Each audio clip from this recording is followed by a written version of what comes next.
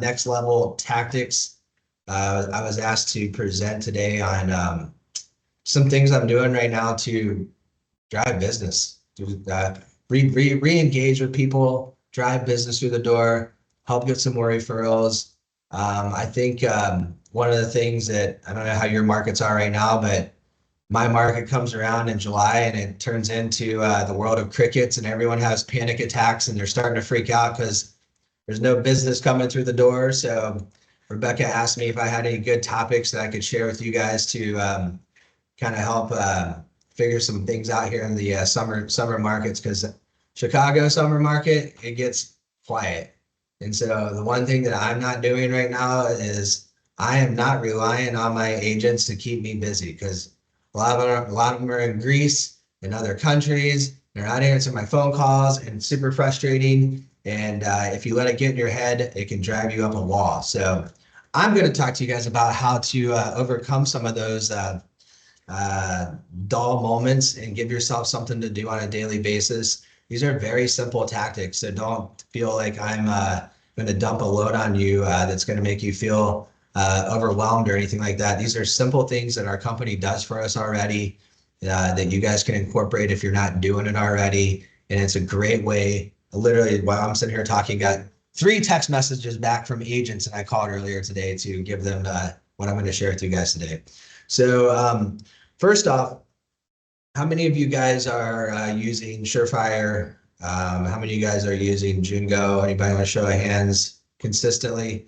So we use it for a variety of different reasons, but what we've done on my team at least is we've had lists that we have built out in Jungo, and we're checking Surefire daily too, because sometimes I found that like some of these contacts that I'm going to talk to you about are on Surefire and they're not on Jungo, like birthdays, for example. Like sometimes they come up on my birthday list in Jungo and sometimes they're on Surefire, and I don't know how Jungo misses it because it's all in there, but nevertheless, check both of them daily. That's the first step.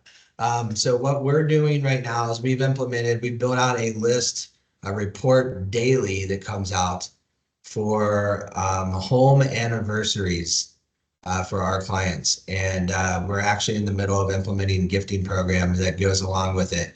We're doing everything from 1 year, 2 year, 3 year, 4 year, 5 year anniversary calls. Okay.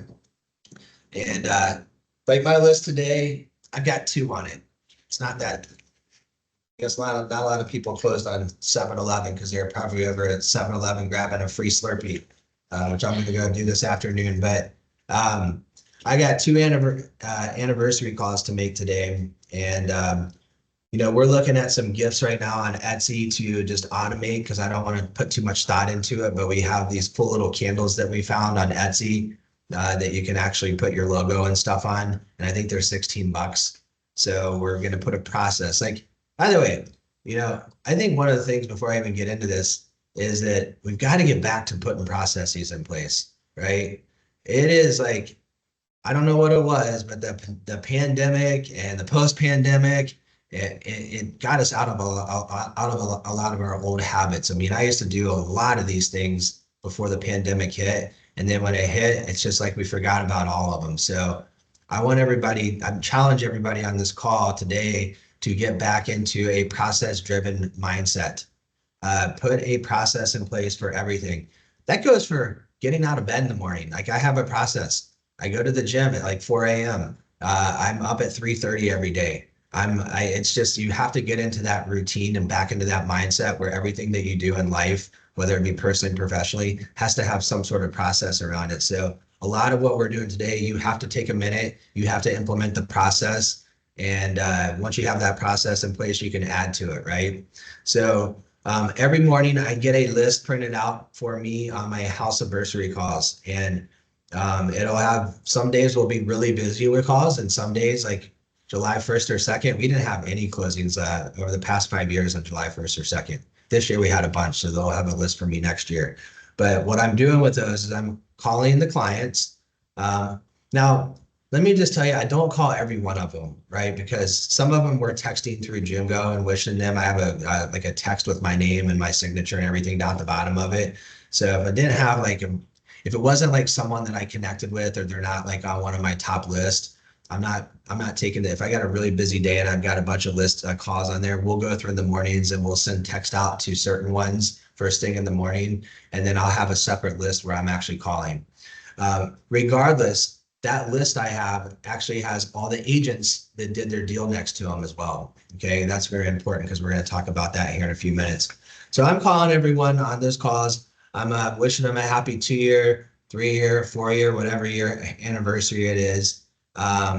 They're sometimes don't even realize that it was 2 years ago today that they bought their house. So it's kind of cool making those phone calls when they don't even know it sometimes. A lot of them respond to the text messages we do through Jungo. The point behind all this, guys, is we need to be in front of our clients. Okay, like Michael Dufour, get on here. Where were you? Are you hidden right now? So Michael Dufour, we were talking this morning. Michael, if I called you and sent you a gift every year for the next 5 years and you and your family were getting ready to move, would you call me to talk to me about your move on your mortgage? Of course I would. You're on top of my mind. Okay. If I didn't call you and I didn't text you and you never heard from me in the past 5 years and all that you get is a random newsletter that probably goes into your spam every month, and you moved out to a different neighborhood and you use a different realtor and your different realtor said, hey, you got to use my guy, would you probably use their guy? Probably, yeah. There you go. So you guys kind of see where I'm going with this. It's a touch. It's one touch. There's another one that I'm going to talk about that's 2 touches at least a year. Okay. So it is a touch. And that's what the most important thing about all this is, whether it's a text message or whether it's a phone call. I think the phone calls are way more impactful. Again, I can't call everybody. And there's some clients that I can't remember even who they are. And some of you might have a good script to talk to them about, but I can't feasibly call everybody on certain days.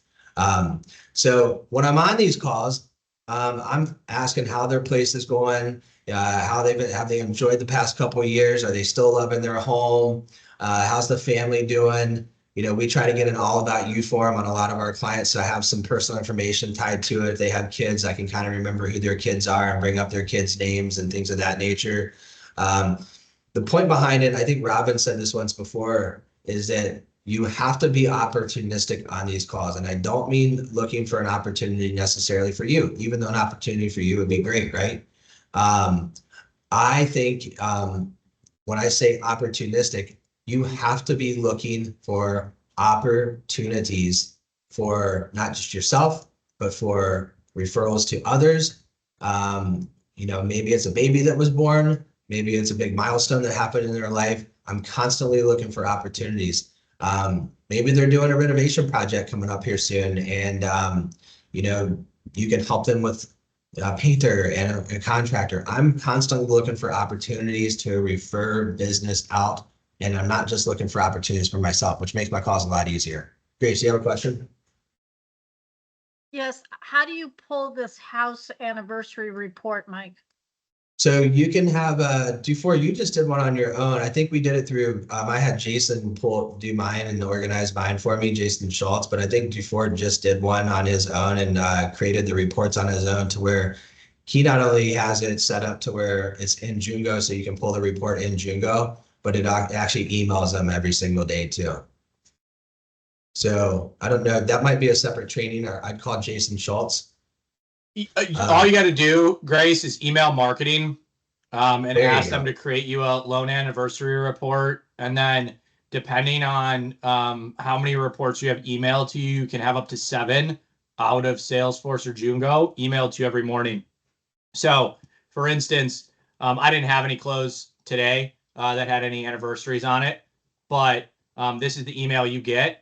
And it'll kind of put all the information that you want in here, and it just gets emailed to you every morning at 8 a.m. Got it. Thank you. Thank you both. Bingo. So there you have it. You can have it set up just like that, and it's that easy. And it literally takes these calls, I'm not on very long, take about 5 to 10 minutes a piece. And how easy is it to pick up the phone and call one of your past clients? Everybody's afraid to call past clients because they're like, I don't want to interrupt them at work and I don't want to like bug them when they're in the middle of their day. But how easy is it if you're calling to wish them a happy 2-year anniversary in their house? I think they're going to stop and talk to you. And if not, they will probably call you back. So I think it's a great personal touch right now to get back in touch with people. Not only that, but in Chicago, I've done loans for people in 22, 23 that are literally moving already. So, there's people that are not following that 5 to 7 year cycle here. They're moving in 3 to 5 years in Chicago. So if I miss the boat on that, like the worst call I ever do is when I call somebody and they're like, oh yeah, I just bought a house out in the suburbs. It was awesome. I'm like, sorry, we didn't use you. My realtor made me use their lender. And I hate that freaking phone call. So set up your database to where in Jungo you have all your closings come out to a report, whether it hits your email or whether you check the report every single day. Set that up. If you're not going to call or you don't know the client or you just didn't like the client, text them.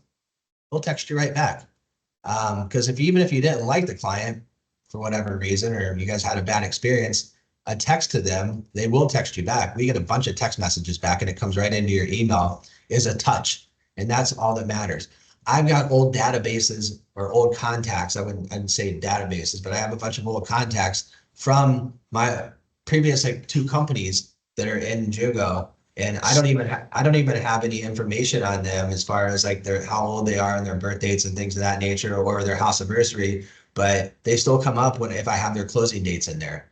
So if you had their closing dates in there, they would still come up, and we're still texting them. I haven't talked to them in probably 10 years, but we're still sending them a text message. So those are kind of the ones I'm not hitting. So when you're on those calls, I want you guys paying attention to the opportunities, babies, referrals to others, big life milestones. Maybe are you a buyer or selling any real estate this upcoming year that you want to talk about, right? Have you guys been keeping up on your value? That's a good question to ask them. Oh, you haven't? Why don't I reach out to your realtor and let your realtor know to send you over a comparable market analysis so that you can see what your neighborhood's done? From what I can tell, it's done pretty well. That's always a nice little touch to send over to a real estate agent. So keep your eyes peeled for opportunities and don't think the opportunities are just for you. If a referral comes and they know anyone else that could use any help, that's a great question to ask too. But if you're asking the right questions for others and you're trying to ask questions about them, that's what they're most concerned about. They don't want to hear about you. Ask questions about them, be more interested than interesting. So here's where the magic really comes into play. I don't know how many of you guys are calling realtors right now and they're not answering their phone calls. I mean, if I could tell you, I got a list of probably 80 to 100 agents, and I have a call list of 30 to 40 every week. I might talk to 5 to 10 of them.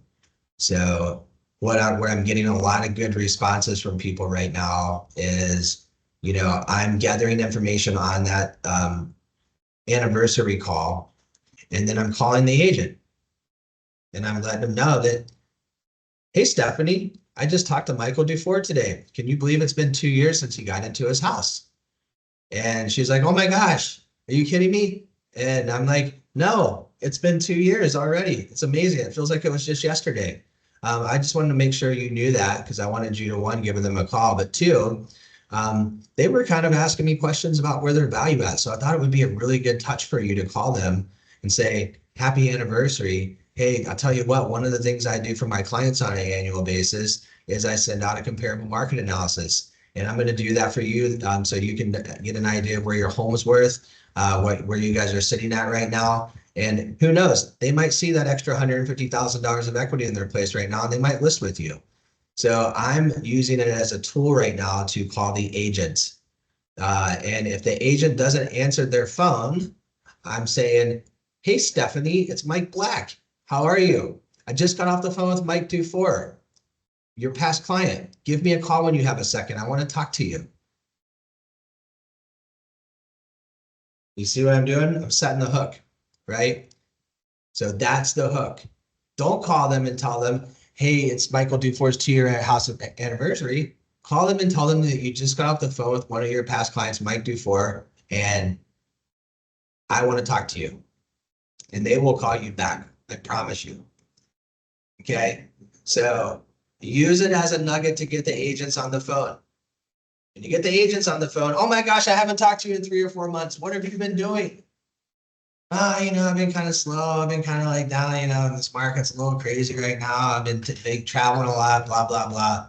Well, hey, listen, I'm doing some really cool stuff right now, and it's pretty simple to get back in touch with clients, and it's generating a lot of activity. And you know what they say about activity, right? It breeds results. So I would love to meet you. Can we grab lunch next week and talk about some of these tactics that I've put in place that's really helping me reconnect with people and giving me that extra energy in this market right now to where I'm like excited again? Would you mind grabbing lunch with me? And it's just like we're starting to get more and more people jumping on board here. Guys, keep in mind, I'm just like you. I've just put this in place like literally 2 weeks ago. Okay. I was tired of calling realtors and not getting phone calls back.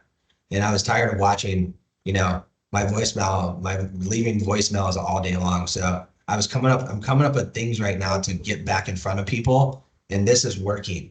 I promise. Ask Michael. Is it working, Michael? We're getting busy again, right? We are, yeah, it is. It's working.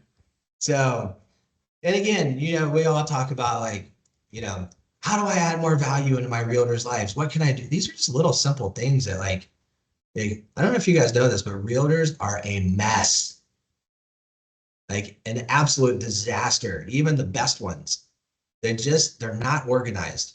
They're not on top of their game. If they do 15 million, there's little tiny tricks like this that they could end up, you could help them get to 30 million just by doing little simple like relationship tools like this. They close a deal. They don't talk to their clients very, very often. They don't manage their database. They don't mind their database. They're not organized. They don't have their birthdays in most cases. They rely on Facebook, which they're not friends with all their clients on Facebook.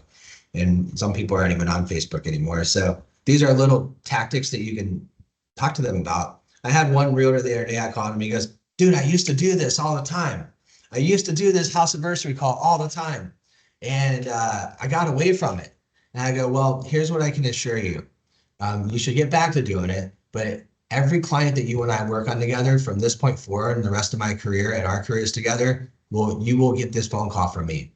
Deal? He's like, deal. I don't have to worry about it anymore. We'll just keep sending me your clients and we're fine. We're also doing it for birthdays. Okay. So we're wishing everyone, there's the two touches. There's two touches I just gave you. Surefire gives a printout every day of birthdays. So we're wishing everybody a happy birthday. If I like the client, this is helping me build out what I'm calling my top 200 clients. Okay. So depending on the responses that I'm getting from people, this is helping me build out my top clients that I'm building out. I know we've always talked about building out a top 50 client list, but here's what I believe. I believe that if we manage our clients the right way, we don't need as many realtors in our book anymore. And I'm not telling you not to go after realtors, but I think if I have 200 really solid past clients that I know are going to be moving every like 5 to 7 years, and I manage them correctly, then I probably only need 10 to 15 agents that are feeding me at that point. How does that sound? Sounds pretty good. So, so we're implementing a little birthday gift too right now. This is all getting back on track to doing, the things that we used to do. They call it doing the basics. So we're putting together that kind of plan right now. So my gifting program is going to look like this. You guys can do whatever you want on it, but it's going to look like house anniversaries. We're going to send something out. Birthdays, if they're on my top 200 list, they're going to get something from me. And then any babies or pets that I find out on those phone calls or that I see on Facebook will get something from us. We're big on babies and pets. So I'll always gift out baby gifts. We have these like nice little custom blankets with their names on it that we give sometimes. It depends on what's on their registry. Sometimes we get them something off of that, but I'm just big on that kind of stuff. So I'm trying to get back into the relationship mode and out and away from the transactional piece that we got into in the pandemic. So if you don't take anything from that today, take the birthdays and take the house anniversary calls, and I can tell you that will be huge. And always call the agent and let the agents know when it's their birthdays because they don't know that stuff. Like, I think I sent out a text message a second ago to one of my agents. She said, thank you so much. It's been a busy week. I've been moving. I would have never seen this. She just moved down to Florida and she just got there, but she would have never seen that it was her client's 2-year anniversary today. And it was another one of her clients' birthdays today. So she went straight to bid. She's one of my really good friends, so I didn't have to like leave a hook on that one because I talked to her all the time. The ones you haven't talked to, you will find out the hook is the where it's at. All right. So those are two touches that I talked to you guys about getting back in touch with people, getting back in touch with agents.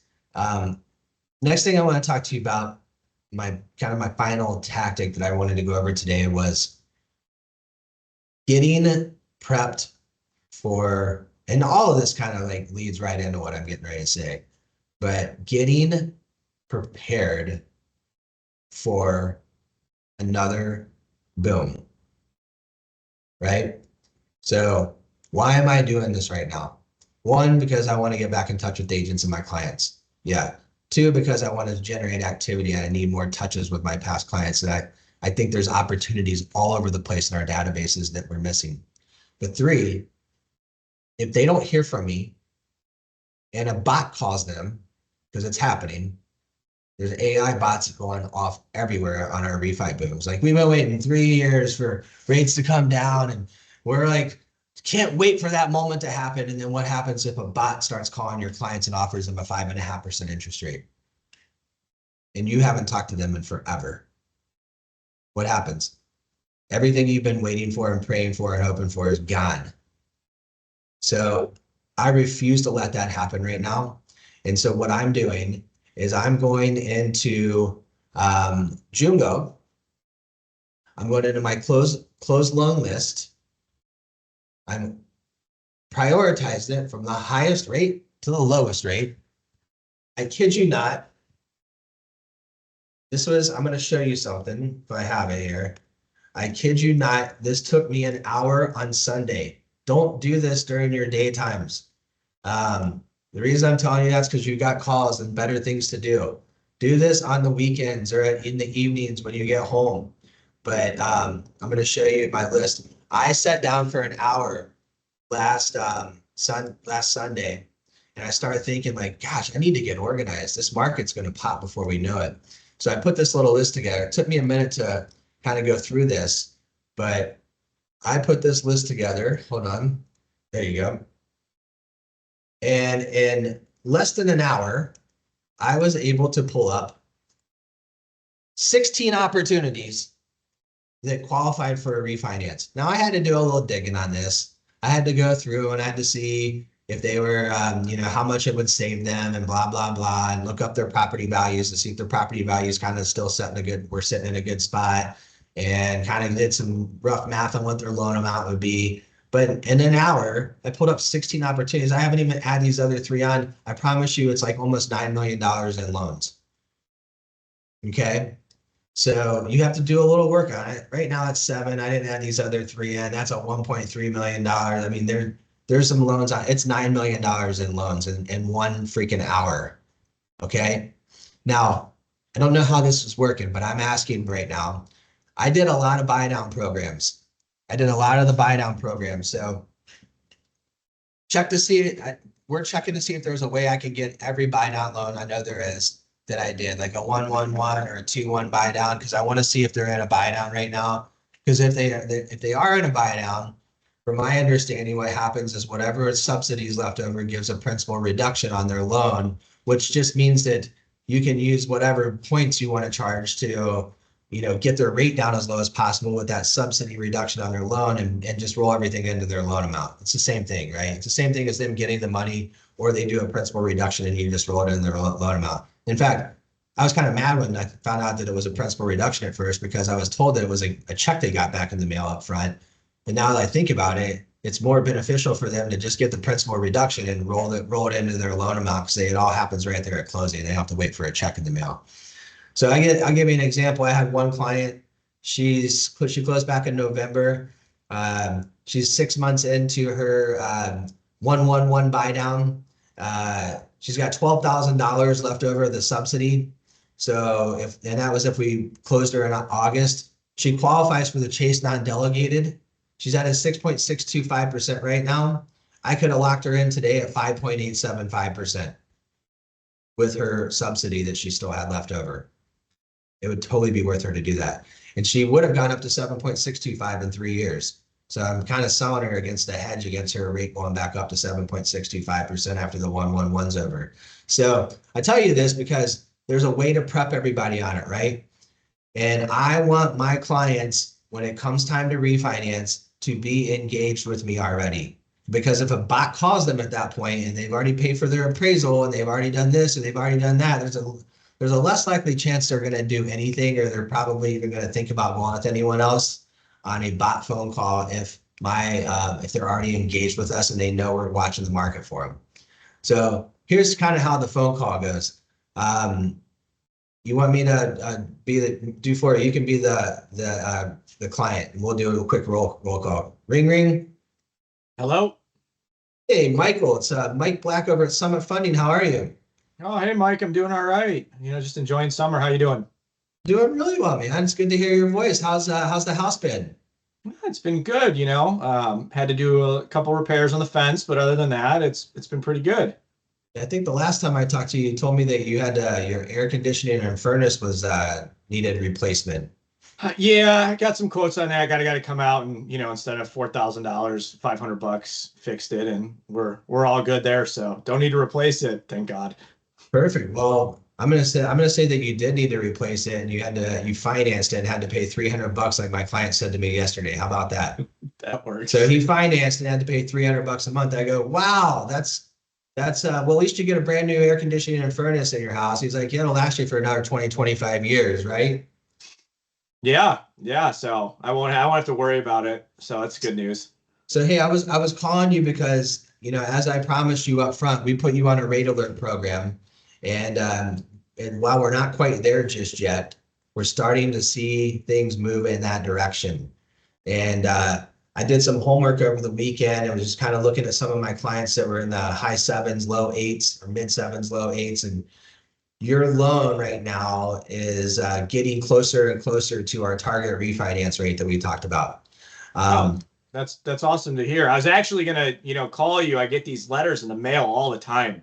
From these random companies saying like, hey, it's time to refi, and just throw those in the shredder. I've got you under control right now. So here's what's going to happen. I'm going to copy your file over if you're okay with it.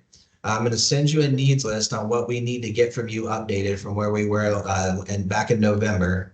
Okay. Right. Get all that stuff into us. Once we do that, we're going to go ahead and get your application activated. That way I can watch your rate as we continue to progress here. Inflation just came in better today. Unemployment's getting up to that 4.1. Feds are talking about making cuts when it hits 4.2%. We're real close to that. We want to be prepared. I don't want to be getting all this stuff together when the market all of a sudden drops on us, because sometimes those windows only open up for a short period of time. And I want to take our chips off the table now, so that if we hit our target rate, I've already done the math on it for you, it's going to save you guys between like $200 and $250 a month. That will pay for your air conditioning unit that you just had to install in your house. How does that sound? That sounds amazing. Cool. So I'm going to get that needs list out to you today. Turn around if you have any questions on it, just let us know. Once you get that stuff back into us, my team's going to get everything reviewed. We'll let you know if we're missing anything. We'll get your disclosures out to you. And from there, we're going to get you all the way through underwriting. We're going to get your appraisal done. And then you and I are going to set a target rate at that point, and I'm going to watch that for you. And when that rate comes into play, we're going to lock and pretty much be ready for closing. Does that sound good? Sounds great to me. I'd love to save $250. Awesome, man. Well, if you have any questions when we get there, let me know. Can you tell Priscilla, your beautiful wife, that I said hello? I will. Yeah, I'll let her know. So I appreciate you saying that. So hope all's well in your world too with the little one. How's he doing? He's doing great, man. Everybody's doing well. We're just it's getting big, but hey, it's been a little while since I've seen you. I'd love to, the next couple of weeks, maybe we can get out and grab a drink after work or coffee one morning. It'd be nice to catch up with you. Yeah, Thursdays work for me. So just send over some times on Thursdays, and I'd love to catch up and grab a beer. Perfect, buddy. Looking forward to catching up soon. You too. There you go. So that's the refi call. I want you guys, the reason I'm doing that, I've already got 4 people that are like, let's go.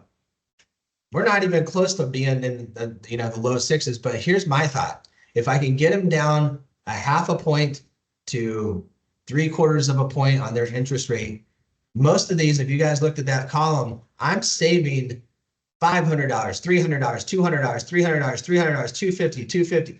How many people in this world right now would like to save that kind of money on a monthly basis? A lot. So you have to show them the benefit and the value. You have to get them engaged with you. You have to get them into your pipeline, and your chances of capturing that refinance go up drastically. So I am creating my own leads in this market right now. I'm not relying on the realtors. I'm relying strictly on myself to go out there and generate leads for my business. And I don't know about you guys, but I'm not going to have a slow August and September. I'm going to make stuff happen.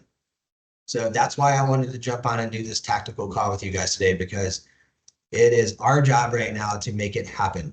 And if you don't have a big database, you don't have a lot of clients in your queue and in your that you've closed in the past, I don't know what to say about that, because the database is, for me, is like everything, but you will build it and keep closing loans in this high interest rate environment, because it will boomerang and come back around to you if you play your cards right. I do know what to say about that. Go out and see people a lot. Like, I mean, I've got guys, listen, there's so many different avenues to get business right now. Go do a milk run. Like, I hate milk runs in real estate offices. I hate them in my market because all the doors are closed. There's preferred lenders are there. Go to banks. Go to banking centers. Talk to their mortgage rep in there. We got some really cool product. DSCR. I just got a referral yesterday from a Bank of America rep that I had stopped into and met. He sent me $1 million loan for a 6-unit apartment building. Like, that's right up my alley. He's like, the guy doesn't have much income. He's self-employed now. I'm like, I don't care. I don't need it. There's so many opportunities. If you want to do milk runs, go do milk runs at banks.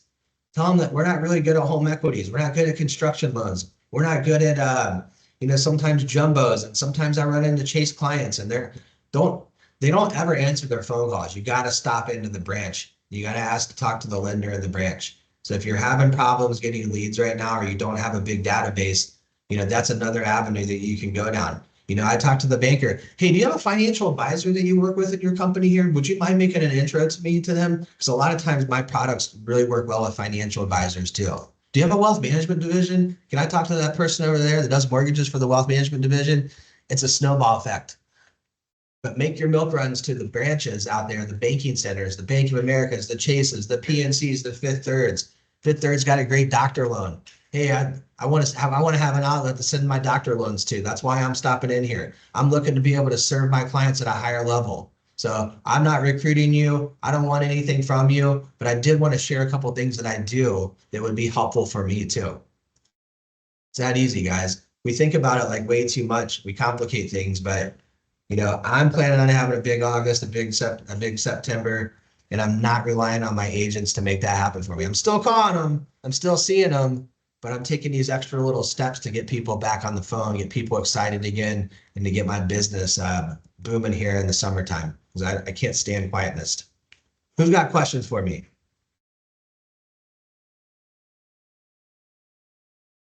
I got one. Are you drop shipping these little gifts that you're doing, like when you order them, or are you taking them personally and dropping them off? Like, what are you doing? What's your method? If you have a big database. I want to make it as easy as possible. So I don't want to have to deliver them. I don't want to have to see people. Like Tracy Ricketts, her market's so small, she can get to her whole town in probably like 15 minutes. So she does hand deliver them.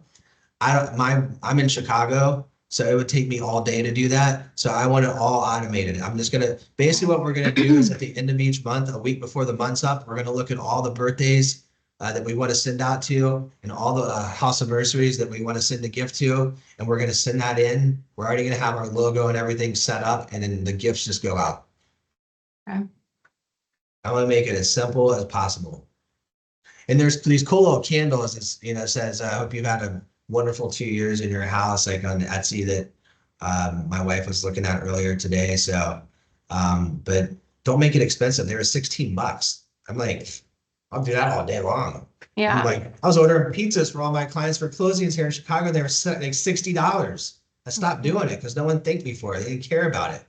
But then I start sending doormats for people that are $24 off of Etsy with their family on it. Welcome to the Black household. And they're like, oh my God, this is the best thing I've ever gotten in my life. And I'm like, why have I been ordering all these pizzas when no one cares and all they do is complain when they don't show up on time? So I stopped the pizzas completely. I don't do pizzas anymore. I literally just stopped that like 30 days ago. Who else? Awesome. Thanks. What's the doormat website, Mikey B? Etsy. Just Etsy? That's not, that's I a think- lot of, I that's like think- eBay. That's like saying eBay. You know that, I right? think that's where Stomy orders them from. I think she gets them off of Etsy. You can shoot her an email and ask her though. And Mike, so you mentioned- the key to those doormats, if you're gonna do the doormats, you gotta know the family. So you gotta know the pets, you gotta know the dogs, you gotta know the cats, you gotta know them all because you can, or you can just do a common one that says, welcome home to the Black family, which would be my house.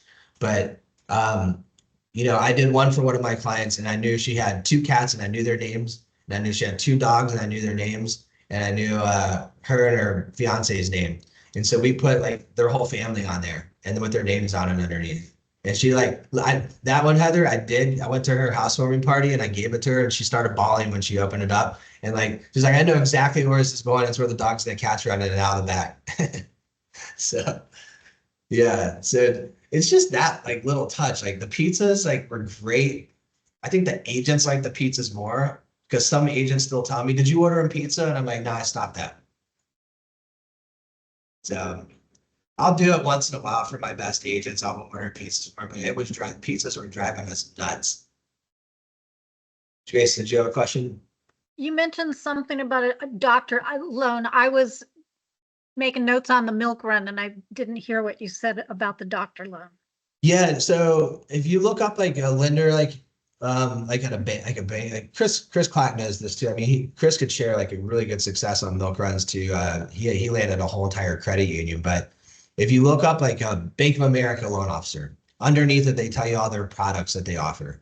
So you can kind of see, I know what Bank of America's doctor loans guidelines look like. I know what Fifth Third's guidelines look like. So I'm pretty familiar because I refer business back and forth to Fifth Third and Bank of America when they truly need a doctor loan. But do a little research before you go on your milk runs. If you're going to like that branch over at PNC or that branch over at Bank of America, just do a little research, see what their product set looks like. Make a couple little notes, say, hey, I noticed you guys did construction to perm loans. Like we don't offer that at my company. I would love to, I get a lot of calls on construction loans. In my case, I get a lot of calls on commercial loans. Like, I'd love to like start serving my clients at a higher level, and I'm looking to build some relationships with people that are really good at this business. Or is that you? Can you do doctor loans? Yeah, like we're really good at doctor loans. Cool. Well, is it? And at that point, I get their card and I go home. I go back and I look up their numbers and I see if they're BSing me or if they don't do any business. But like, for the most part, like, I already have like I can look up a list of like bank lenders in my market and I know like who the hitters are. So I want to talk to the hitters. Me personally. Thank you. Yeah. Anybody else got any good questions around reconnecting, helping your agents, adding some value? Chris, what'd you do? You walked right into a credit union. You're a preferred lender for them now, right? Yeah. Yeah, I don't. I think I asked one of my agents who they were using, so I don't know if I just walked in, but yeah, there's a big lender that's been doing it for 40 years, and I don't know why, but she's still at a bank, so she's been there for super long time. And I was asking the biggest agent in Cleveland, which is just a little bit north of us, who did like 350 deals last year, and he said, yeah, I send all of X business to her. So I said, can you introduce me? He buddy introduced me, and I just went there, brought donuts to everybody, sat down with her for a while, and then I sent her a ton of HELOCs, like 14 leads in 2 weeks, and I have 2 under contract from her right now. They're not huge loans or anything. It's really stuff that she doesn't want, but I'll do it all day long.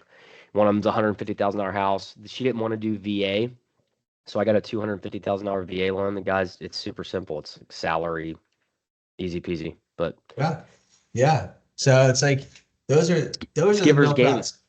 Yeah. Well, and giver's game. look for people that you can send business to. Like I've got a guy that I've probably sent 40 land leads in 90 days. And he's now connected me with all of his agents that he knows because he's just the land guy. I want to be an expert in a certain area and not do the stuff that I don't want to do. Like if that's going to suck up all my time. And that's part of the reason that Andrea, this person at the bank, sends me some of that business because she doesn't want it. Well, I'm built to handle it. She's built to handle other stuff.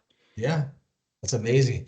Michael Dufour actually went over to a credit union and said, started a BNI group. And he asked if they had a banker that wanted to join their BNI group and if they could use the space. They had a nice conference room. It's out in his neck of the woods. And lo and behold, they don't do mortgages. So now he gets to go every Tuesday, host his BNI meeting there. He refers his HELOCs over to him, like you were saying, Chris, and he's their mortgage guy now.